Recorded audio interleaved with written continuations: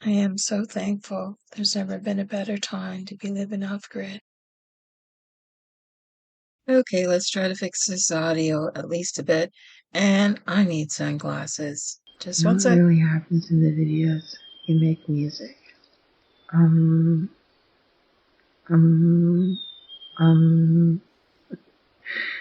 Yeah. So, that goes when you don't have anything interesting to say. Animals are patterns, they're like humans. Terrific for when you go outside, night trips out. Victim. He's quite brazen. He even came around my woodshed.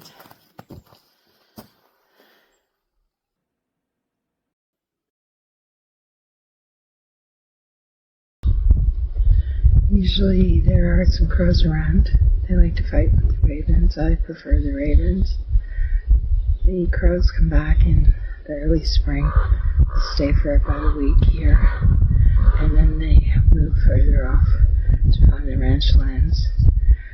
They're just hoping that they find some scraps around from the birds and the bird seed while they're looking for the snow to melt.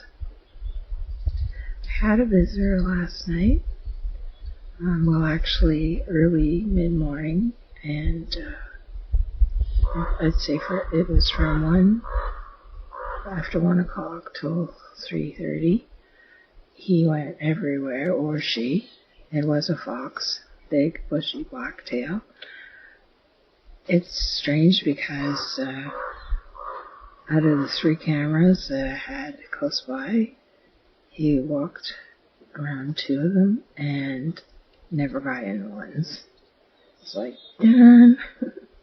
But the one thing I can say, it's a consequence of something that I've done. As you recall from previous videos, when I had one of my 8-year-old chickens pass away, I took it out in the back 40 to bury it, and knowing full well that the weasels or lynx or whatever would feed on it. Well, it turns out that a fox found it because it's been frozen in the snow.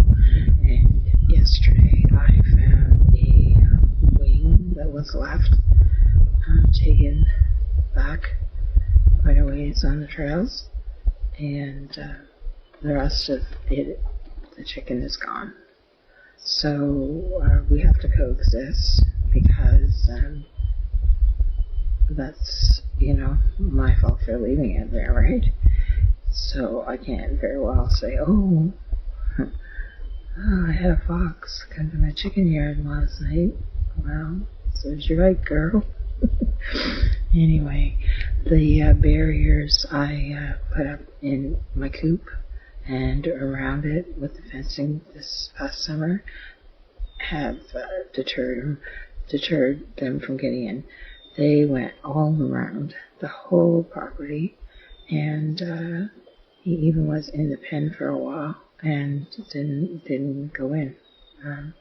And the door was open a crack, but now that I know that he's here, because he's going to be back, I have some long screws that I just put in the door and pull it totally tight, and I just pull them out when I unlock it, because as you know, depending on your builds and different things over time, with the freezing and the thawing, doors will expand, and there's ice in the way and different things, and you clean it out, but sometimes it's not always pulling airtight.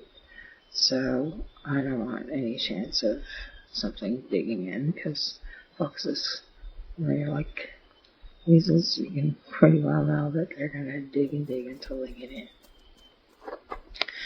So that's enough of that conversation there. And I'll show you some tracks, and I won't bore you. But other things that are going on, I put up a solar light outside my camp The reason why I've done that is I love the new inventions of solar. I have solar floodlights and different things around the property now.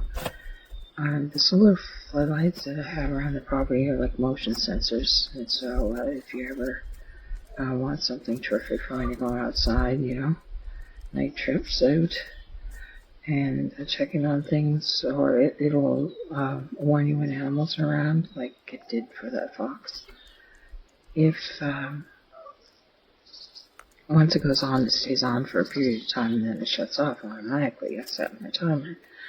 But I bought this next set from Amazon and a while back, before all the madness, and I thought it was the same type, but it turned out that no matter what I set it on, no matter what I did to it, once it fully charged, it stayed on all the time at night. As soon as it's dark, as soon as you put your hand over it. And the amazing thing is, it stays on all night. It doesn't even kill the battery that's in it to charge. I don't know why.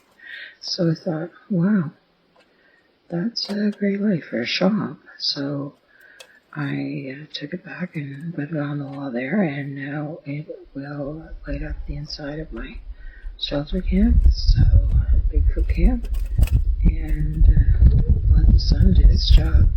Now I do have other means of lights there. I've got my battery operated ones. I've got a kerosene one, and I'm gonna get a battery pack and see how that works out for one.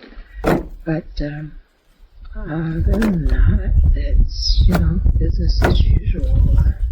Taking care of things, feeding the animals, looking after my dog. Her wheelchair came, so she's been active with that. It's supporting her back legs, and she's perfectly happy, rolling around, barking, talking, shaking, all those things, eating, drinking, all those things. She just needs more care. I gotta bathe her more and,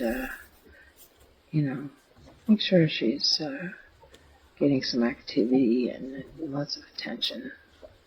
And I'm going to be making a carving for her, like a piece of art that I got in mind with her dog tag. So I'm ready for anything that happens. It'll be ready for her. There's a lot of stuff that I see all the time, but it's hard to get it on the camera. You've got to be not working and spending, a full day outside, or being one lucky camera to get everything that you actually see with your eyesight.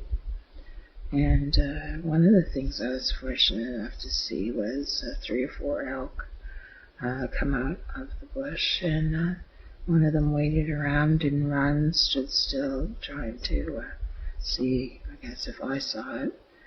And got a couple of nice pictures, but it's hard to get video because I didn't have my tripod set up when I saw it. And they'll move, they'll change, like the location they're at now. They're soon going to change to a different location, and as soon as that snow melts, I know exactly where they go. Animals are patterns. They're like humans. They have certain patterns, and you learn those patterns, and you know when an event's going to change them. So I'll be hoping to get some better shots later on. And I got my mill shoveled out all around in my logs. So when it's warmer, I'll be able to start milling again. What really happens in the videos? You make music.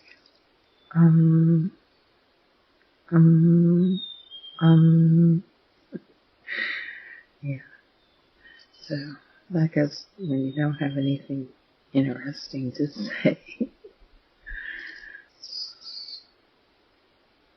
Catch y'all later. Thanks for stopping by, guys.